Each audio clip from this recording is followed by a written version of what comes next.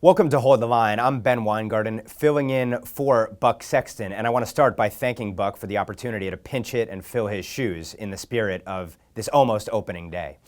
For those of you who don't know me, I'm a senior contributor at The Federalist, where I co-host its media criticism show, Bad News. We call it the media criticism show that the right deserves, and the left deserves that criticism richly, too. On that show, we discuss the media's most laughable behavior, like asking what Joe Biden's favorite ice cream flavor is, or questions like this. Thanks so much, Mr. President.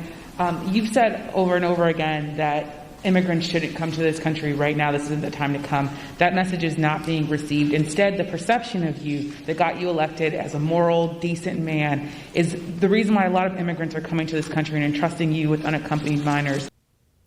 That was, of course, the fearless Yamiche Alcindor. Your taxpayer dollars at work. She is a publicly funded journalist.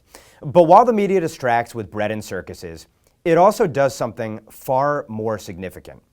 It injects narratives, runs information operations like Russiagate, and even shifts the Overton window, like it did later in Biden's sole, stage-managed press conference, much bandied about weeks into his presidency, weeks after anyone else did their first press conference, where he had a little Facebook page cheat sheet to go through his pre-prepared, probably, questions. The media pressed him to nuke the filibuster during that press conference, as if it was the only reasonable, moderate position to take. They set the narrative. The media serves as the public relations arm of our so-called elites, the highly credentialed, morally superior betters who call the shots across every part of our society. It helps its elite friends mold opinion so the elites can increase their power. We are left with an oligarchy, the exact system the founders swore off and fought to break ourselves away from. The American Republic that they helped build is based on a few simple principles, central of which is the consent of the governed. We give our consent to be governed by electing representatives, yet increasingly today we find ourselves ruled, not represented. We vote, but our so-called leaders usurp all kinds of powers we never entrusted them with. They violate our liberty, perpetrate injustice, and they punt on the very things we actually want them to represent us on, to an army of unelected and unaccountable bureaucrats and judges. Worse, they're joined in shoving this agenda down our throats increasingly by voluntary colluders, to use that popular word today. Big business, woke capital, corporate media, the schools, and all of the other commanding heights of our society are in on the ruling class's fun. That is our ruling class. The gap between our ruling class and we the people, unfortunate enough to be ruled by it, is as large as it's ever been. How is the ruling class a small, extreme minority, a fringe, responding to a large, mainstream majority, that is, deplorable Americans and sane, traditional independents and Democrats? Well, it's not heeding the concerns of the tens of millions of people who collectively gave the ruling class the finger by voting for Donald Trump twice. It's not trying to bridge the gap with the half of the country that remains unwoke and unapologetically patriotic. Instead, it's doubling, tripling, and quadrupling down on its efforts to dominate us, right down to controlling the ultimate means by which we consent to being governed, not ruled, our votes. It's no coincidence that in the last Congress and this one, the first bill out of the Democrat-controlled House was H.R. 1, the dishonestly named For the People Act. Of course, it's really the For the Politicians Act. It passed out of the House without a single Republican vote, and its companion bill, S1, is currently pending in the Senate. What this legislation would do is take all of the extraordinary election integrity threatening measures of the 2020 election. Those include, for example, mass mail-in voting, how could you forget, ballot harvesting, lax identity verification standards, and an endless election season rather than a singular election day, and make all of it universal and permanent. The cherry on top is that the bill threatens federalism by taking control of elections almost completely out of the hands of the states. The further away we move from a system where we vote in person, having shown the same ID that we use for a million other less important things in our daily lives on a single election day, a system that we control through our state representatives, the closer we move to a banana republic system that will reward fraud and corruption and entrench in power the fraudulent and corrupt. And by the way, honest Democrats used to admit that these sorts of ballot reform measures and the like invited corruption. The New York Times talked about it for literally the last 2 decades. Jimmy Carter signed on to a bipartisan commission report in 2005 certifying it as well. Now he's backtracked, just like all the rest of the Democrats. You know they don't have a real argument here for moving away from our traditional election system because they have to hide behind their favorite argument when you debate them on it. What do? Of course, they call you a racist and a bigot for daring to protect lawful votes from fraudulent votes that would dilute those lawful votes, disenfranchising lawful voters in the process. Here's Joe Biden on the whole issue. The Republican voters I know find this despicable. Republican voters, the folks outside this White House. I'm not talking about the elected officials. I'm talking about voters. And so I'm convinced that we'll be able to stop this because it is the most pernicious thing. This makes Jim Crow look like Jim Eagle. Yeah. Let's not forget, by the way, that as he references the Jim Crow relic, it's the Democrat Party that was the party of Jim Crow in the South. But that's an inconvenient narrative, so let's not even go there. Of course, the administration supports H.R. 1 and S1 and the like. They have their own executive order, much in line with these bills. Let's say they fail. Even if they fail, Democrats have another trick up their sleeve if the voters just won't go along with their agenda. The Nancy Pelosi-led House is seeking to unseat newly elected Republican Representative Mariannette Miller Meeks from Iowa's 2nd District. Maybe you haven't heard of it because the media was focused on Oprah's interview with the royal family. She won her race by a minuscule 6-vote margin, that is Congresswoman Miller Meeks, and her victory held through a recount and was certified by the state of Iowa. But that's not good enough for tin pot dictator Nancy Pelosi. Well, and we want to be fair. Now, if I wanted to be unfair, I wouldn't have seated the Republican from Iowa, because that was my right on the opening day. I would have just said, they're not seated. And that would have been my right as Speaker to do. Nancy Pelosi is nothing if not fair. The Democrats' effort to steal this election, and that is what they are doing, is based in part on Article 1, Section 5 of the Constitution, because Democrats love to invoke the Constitution when it suits them and trash it when it doesn't. That article says, and I quote, "Each house shall be the judge of the elections, returns, and qualifications of its own members." Got that? In Nancy Pelosi's reading, your consent doesn't matter. Only hers does. She and the Congress get to determine who sits in Congress, not we the people. So while Democrats threaten election integrity and are trying to steal an election, you still can't dare raise a word about any of the sketchy things that transpired during the 2020 presidential election. The very things that would make you question the wisdom of H.R. 1 and scream bloody murder over the hypocrisy of Democrats trying to steal a seat. The ruling class's enforcers in big tech have made sure you are muzzled. My colleagues at the Claremont Institute's The American Mind website found out that the censorship over the 2020 election is ongoing when last week they tried to publish a podcast on YouTube that my company helped script and produce, only for the Google-owned platform to remove it. Ironically, or perhaps not, the MIDI audio documentary titled The Ruling Class Strikes Back chronicled the infinite ways in which our ruling class worked relentlessly during 2020 to marginalize, silence, and rout dissenters from their rule. Their tactics, of course, included suppressing news like the Hunter Biden story, although maybe they helped out, ironically, with that one, information, and opinion the ruling class disapproved of. One portion of the podcast scrutinized the dubious aspects of the 2020 election. That is, it touched on what is now a third rail. In a generic email, YouTube reminded us that it is, quote, a safe space for all. Well, unless you're a wrong thinker. By questioning aspects of the 2020 election, the podcast apparently violated that safe space. Without pointing to precisely how it did so, the social media platform added that, quote, content that advances false claims that widespread fraud, errors, or glitches changed the outcome of the U.S. 2020 presidential election is not allowed on YouTube. Never mind that the podcast made no such claim. What it did do was talk about something else you're not allowed to talk about. It questioned the legitimacy of the lawfare that preceded the election, which is now likely to be enshrined if we pass an H.R. 1 and an S1. It highlighted the curious events that took place on and after election night, and it chronicled the statistical anomalies, anecdotal, and more robust evidence pointing to the fact that the election simply deserves scrutiny.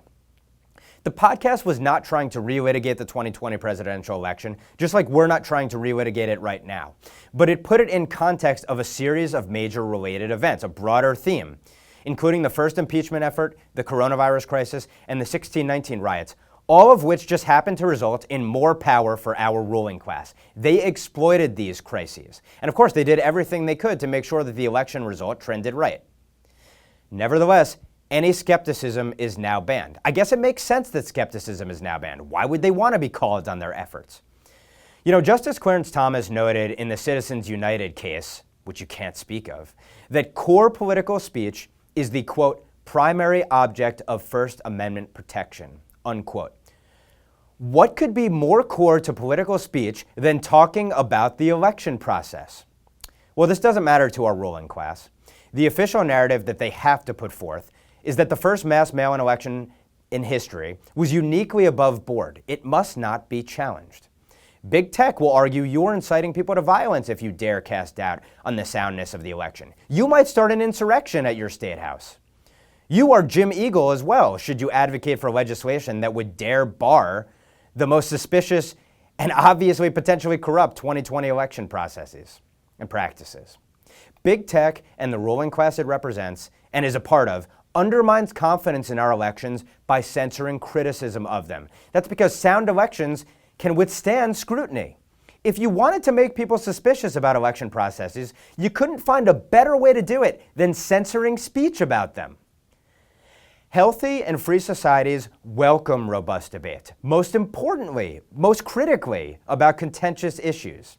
A nation that suppresses discourse ceases to have debate.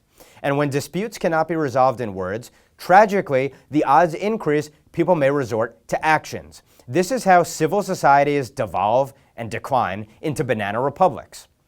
Our ruling class would seem to be comfortable with this trajectory. It seeks to set the terms of the increasingly limited debates we're allowed to have. It controls the platforms through which the narrow array of ruling class approved arguments are disseminated. It determines who gets canceled and who is spared. In a word, it plays God. It seeks to rule. It can't tolerate dissent because it can't tolerate challenges to its power and privilege. That's why it hated Donald Trump. That's why it needs to make sure that elections normally trend in the right direction from the ruling class's perspective. More broadly, it seeks a monopoly on the narrative, so it has a monopoly on power. We must not only hold the line in the face of this onslaught, we must do everything we can to break that monopoly for God, family, and country. All right, after the break, we'll have more on the onslaught of the American ruling class with the CEO of American Majority, Ned Ryan. Stay with us.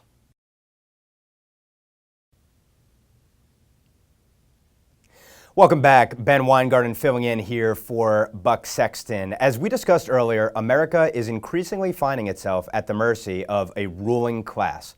An unholy but holier than thou alliance of progressive legislators, the legacy media, and woke corporate interests. So, how do we break the ruling class's monopoly? Joining me now to discuss this further is the CEO of American Majority, an exceptional writer and thinker, Ned Ryan. Ned, thanks so much for coming on the program. Yeah, no, good to be with you, Ben. So Ned, as I mentioned, we're facing an onslaught right now, and it starts with the first bills in the House and Senate, the deceptively named For the People Act, which of course would enshrine all of the election integrity eroding measures of the 2020 election, and also challenge federalism to boot.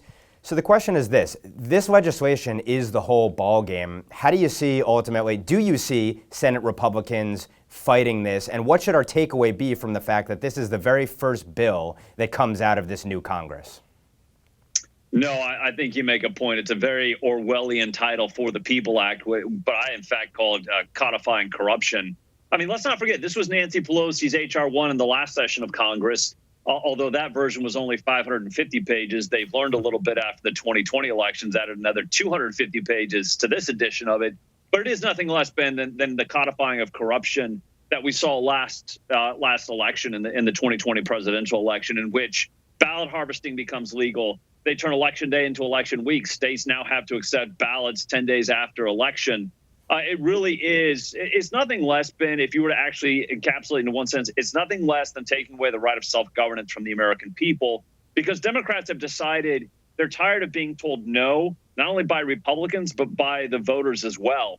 And so really, if you want to look at an overarching theme, they really want to take all 50 states, California, and apply it to all 50 states. So that's one party rule. And they realize if they can somehow get this passed, and I got to tell you, not terribly optimistic when your backstop Joe Manchin and Kyrsten Sinema in the Senate to make sure they don't go nuclear, remove the legislative filibuster to shove this down their throats.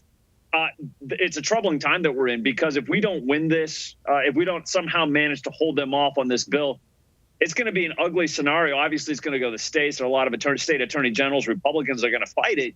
But still, the fact that it might pass the Senate is troubling, to say the least.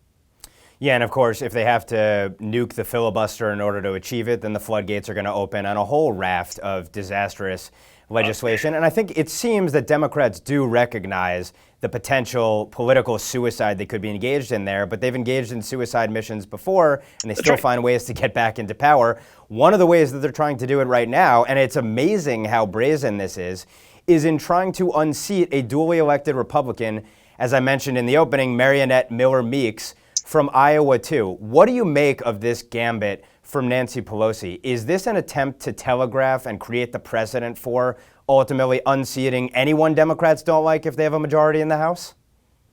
Yeah, no, I mean, this is a completely demented move going back to where we've decided. A lot of people, though, and Ben, have decided that democracy is inconvenient in D.C. They've just decided, and not only Democrats, by the way, Republicans, or ruling class. The ruling class is not just Democrats. It's not just the corporate media. It's not just big tech. There are certain Republicans that obviously buy into this concept that they're part of a ruling class. They like the status quo. And they were very upset that Donald Trump somehow came in and kicked over the table and upended it all. So I think it is troubling that Nancy Pelosi, this lady was sworn in. Again, it was a very narrow vote. Six votes, I think, was the winning margin. But still, she was sworn in. She is an official sitting member of the U.S. House. And now they're deciding, because of the Biden administration, obviously a couple of the members of that Democratic House caucus have gone into that administration. Their margins are shrinking and shrinking. And so they're trying to figure out, how do we find another vote? I mean, this is troubling behavior in which they are overturning the will of the American people, specifically the voters in Iowa. And I know it was close, but at the same time, this was a certified election. She was sworn in, and it is troubling to see Nancy Pelosi try and get away with this. And of course, you know, the corporate media bootlickers are, of course, bolstering her efforts and not really covering it and not even questioning this. But I want to go back to something really quick on this whole thing with H.R. 1 and codifying the corruption. When you realize what is at stake, again, you alluded to this, it's not just H.R. 1, right? It's not political power for generations and generations. It's Green New Deal, right? It's the Equality Act. It's all of these things to re-engineer America into the regressive socialist vision. I mean, that's really what's at stake. And the linchpin is this H.R. 1. Boy, I got to tell you, Republicans had better toe the line. I certainly hope that Joe Manchin, especially, and Kyrsten Sinema, obviously toe the line and say, we're not going to upend the filibuster, which, by the way, and I know that people have discussed this, Barack Obama didn't find this racist, the legislative filibuster, when he was in the Senate.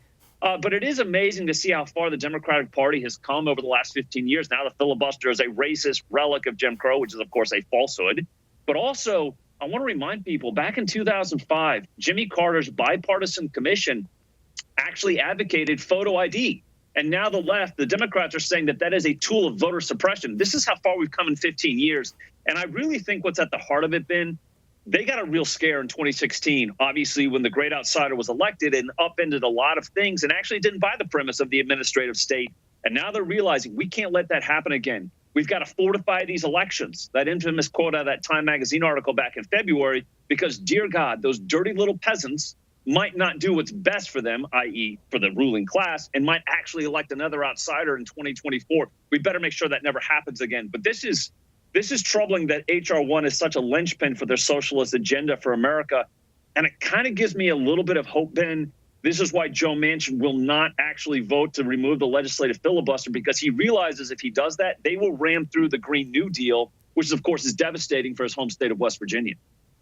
Yeah, let's hope that his political self-interest overrides whatever the Biden administration is using to try to ultimately push him, including, of course, a plum job for his wife. And I think it's also worth noting that every single time they raise this whole Jim Crow relic concept with a filibuster, well, the Democrat Party itself is a Jim Crow relic, so maybe it should abolish itself. And I think we should throw that back in their face. every single time. That's right. You know, this is a good segue. An operating principle that I believe Republicans should apply, and I suspect you would agree, is that they should always ask themselves the question when faced with a political challenge: what would Nancy Pelosi or Chuck Schumer do if they were in your shoes? And until Democrats have to make that calculation, oh my gosh, Republicans might actually fight fire with fire, they are going to continue to ram their agenda down our throats and engage in all sorts of erratic, reckless, disastrous acts because ultimately they care about power. So that leads to a question. When I look at the Senate, for example, there are maybe 5 rock-ribbed conservatives who on most issues are going to go in line with where the vast majority of Republicans are and really where the Trump agenda was. How do we make our representatives actually represent us and not the donor class, besides primarying a whole bunch of them?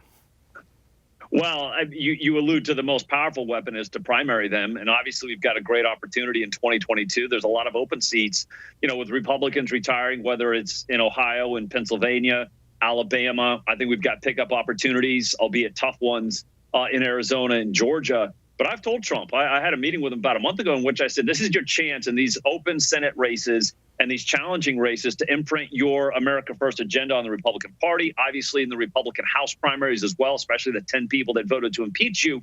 This is your chance to actually imprint that America First on the Republican Party. It's in primaries because, Ben, I always say this at American Majority Trainings. A party is what people say it is. And the people who say what it is are those that win primaries, show up at conventions, and run for precinct chair. And the only way that we will actually get elected officials to be scared of us more than the donor class is to actually have enforcement at the primary level, at the convention level, at the precinct level, to make the party, the Republican Party, a creature of our own creation. We haven't done the work that's necessary to actually do that. And quite frankly, they're not afraid of us because we haven't done the work necessary to make them afraid of us. And that's one of the things I'm really trying to encourage people over the next 18 months. Get it to the point where you've got a political machine that really strikes fear into these elected officials' hearts, more so than, say, House leadership or Senate leadership or the corporate donor class. And until we get to that point, I think we're still going to see some more disappointment in D.C. They have to be more afraid of us than anything else, and they're not.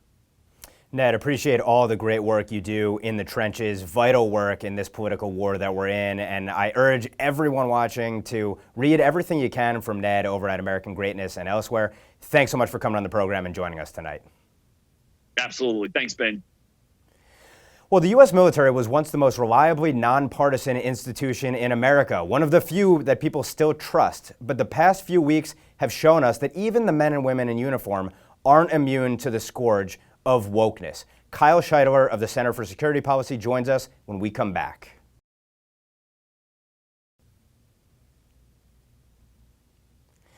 In just the last week, we've seen wokeism in our military accelerating, just like it's accelerating in every aspect of our society. U.S. Special Operations Command hired a new Chief Diversity and Inclusion Officer. Let's stop for a second. Why does U.S. Special Operations and Command have this position in the first place? His name is Richard Torres Estrada. And as you can see on screen, if you want to know who Mr. Torres Estrada is and where he stands, you need look no further than his Facebook page, where in June of last year he compared President Trump to who else? Adolf Hitler. This is the man bringing unity and civility to our armed forces. Unfortunately, the appointment of Torres Estrada isn't an isolated incident of wokeness infecting the U.S. military. This week, it was reported that the Pentagon is targeting, quote, right-wing extremism, unquote, within its ranks.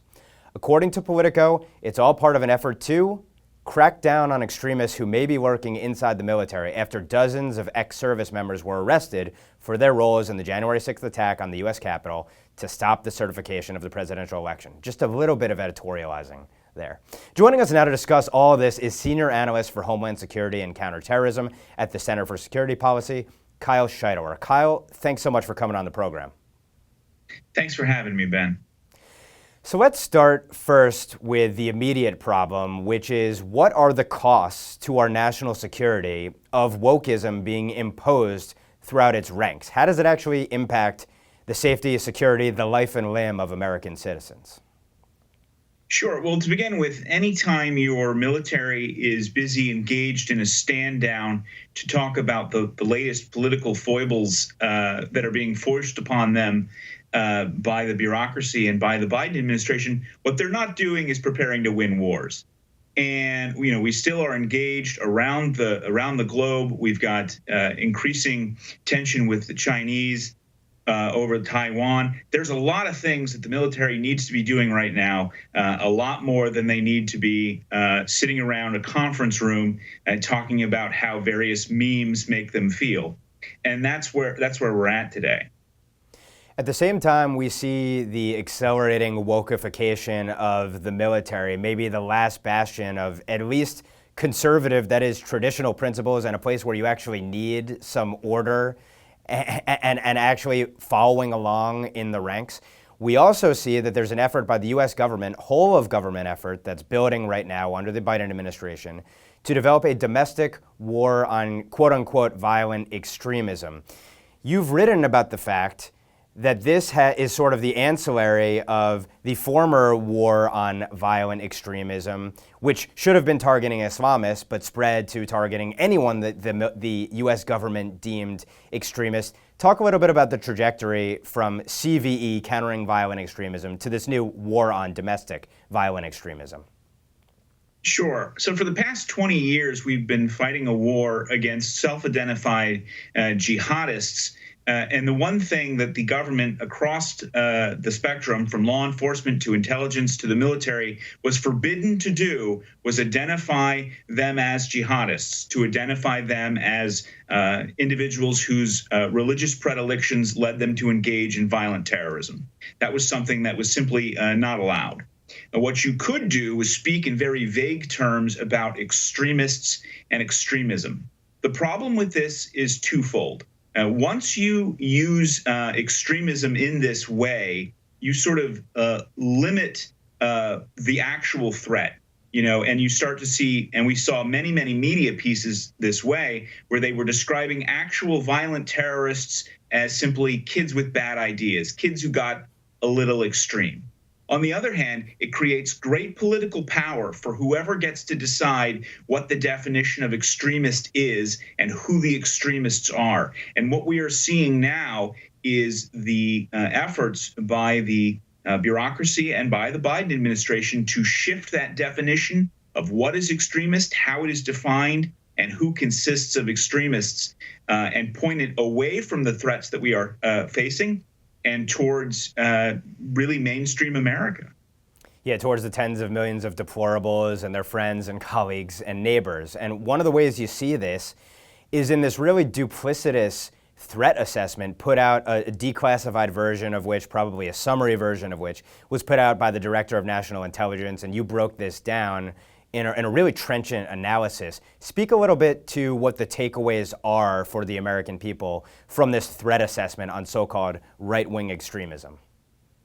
Sure. So they did a threat assessment on what they call domestic violent extremism. And this came out of the Office for the Director of National Intelligence, who's responsible for our entire intelligence community product.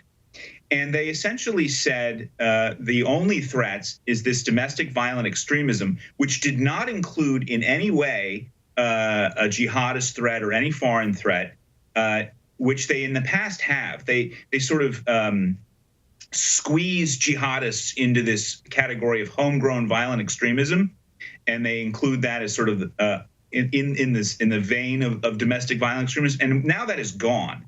The only threat now we're seeing are what they define as racially or ethnically motivated violent extremists, which they broadly define as people motivated by a bias against minority populations, which would, by the way, exclude any minority supremacist or violence, say, for example, from Black identity extremist groups against Jews, which is something that we've seen quite a bit, for example, in New York City. So you're taking this category and defining it broadly, but then inside that category, you're including only one potential threat, and you're ignoring all others.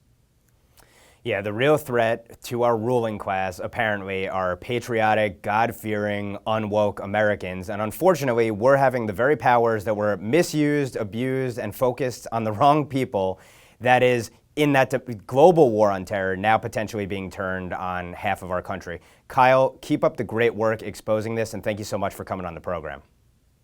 Thank you, Ben. Well, and related to this entire theme is the fact that Democrats have framed the January 6th riot at the U.S. Capitol as a dire threat to American democracy, even though they plan on eroding our democracy.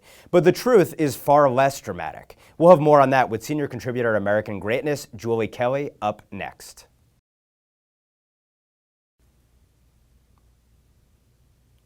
Welcome back to Hold the Line with Buck Sexton. This is Ben Weingarten in for Buck.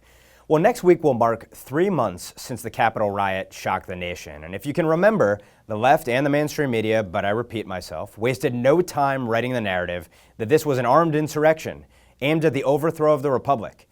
U.S. senators said that this was the next 9/11. This was Pearl Harbor.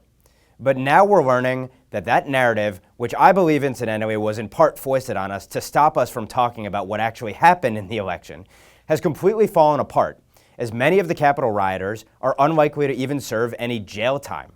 So what's changed? Let's bring in someone who's been following the story from the very beginning, Julie Kelly. She's the senior contributor of American Greatness and author of the book Disloyal Opposition, the ultimate critique of the Never Trump movement.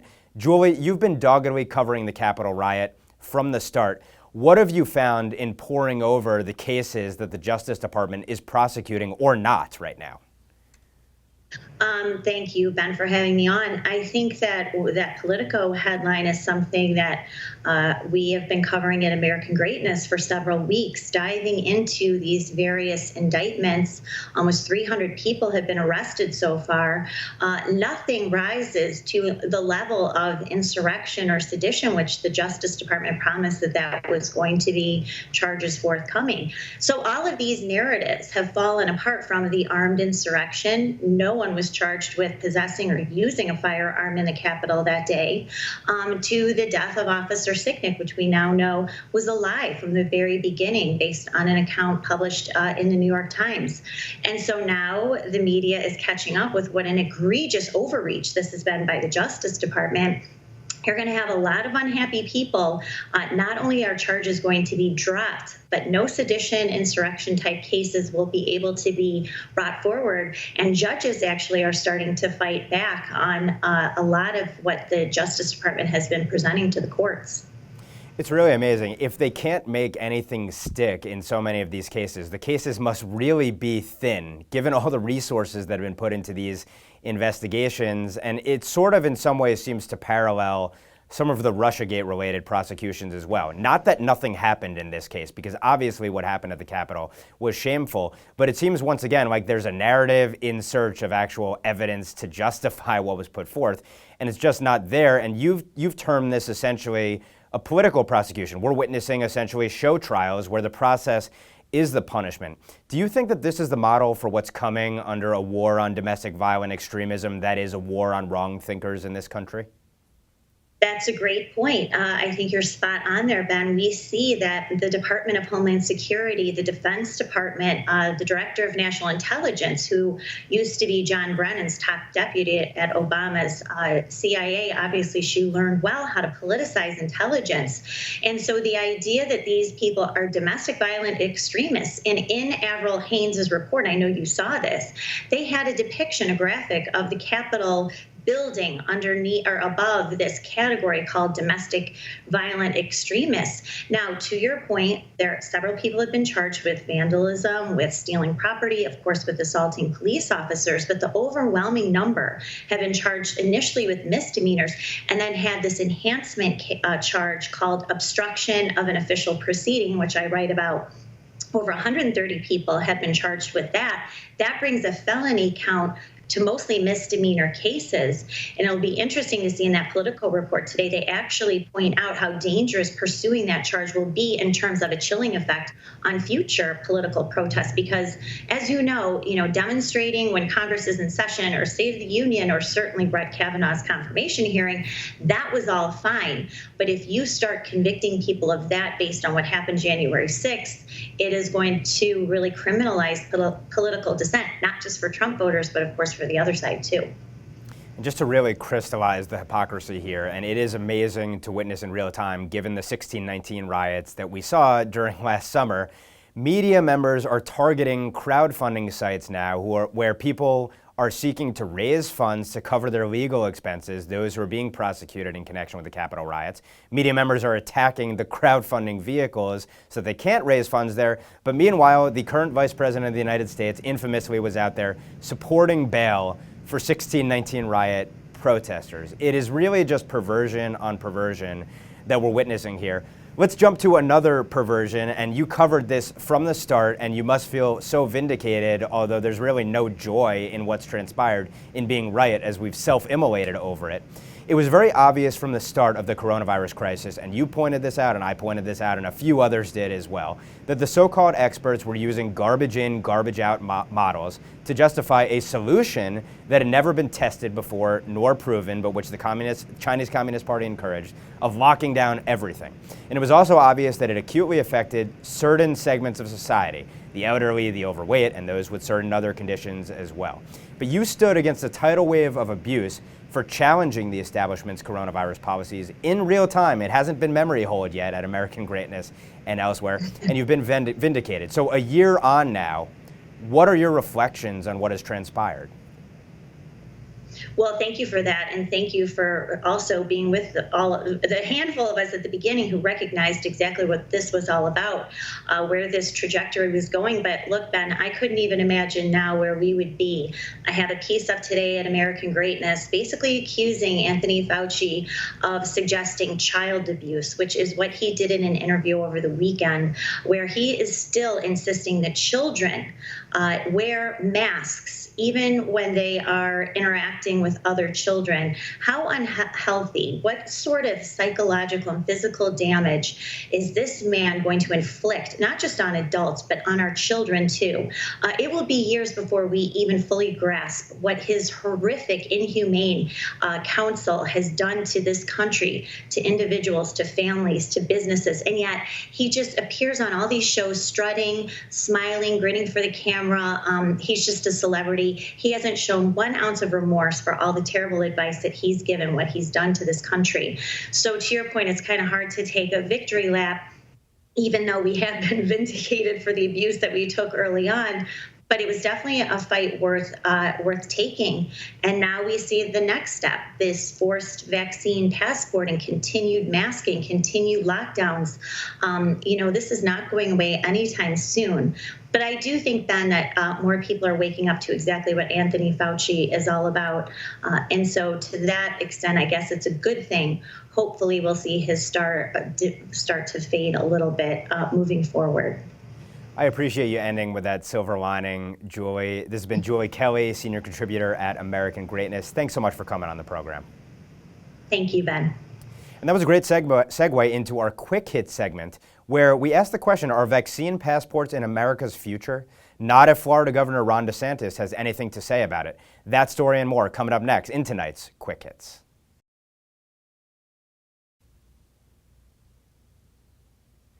Florida Governor Ron DeSantis vows to ban vaccine passports, and the Biden administration has a new excuse for the border crisis. Those stories coming up on tonight's Quick Hits. And let's start with Governor DeSantis, who's been rock-ribbed in standing up courageously to the woke mob, to the progressives in this country, keeping his state open and using reason in applying his coronavirus policies. And that continues with his challenge of these vaccine passports. Let's roll the tape. We are not supporting doing any vaccine passports in the state of Florida. It's completely unacceptable for either the government or the private sector to impose upon you the requirement that you show proof of vaccine to just simply be able to participate in normal society. You want the fox to guard the hen house? I mean, give me a break. I think this is something that has huge privacy implications. It is not necessary to do. Well, of course, you have to show a vaccine passport to operate like a normal human being in American society, but you have to show no form of ID to vote under the Democrat system. That's the world they want us to live in. But they also want us to live, and this is the most demoralizing thing maybe of all, when you get behind the social wreckage, obviously the casualties, and the economic destruction, so much of it self-inflicted as a consequence of our reaction to the coronavirus crisis. And that is that we are essentially going to be importing China's social credit system with American characteristics if we allow these vaccine passports to be rolled out across the country.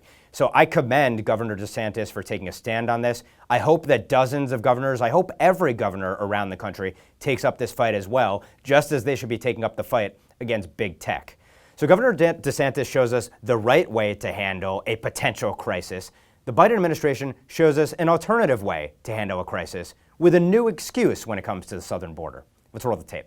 We have to understand that these trends are also seasonal. And the thing that we have to do most quickly is get humanitarian assistance, job training, education, feeding assistance because there's food insecurity throughout these countries. We need to provide options.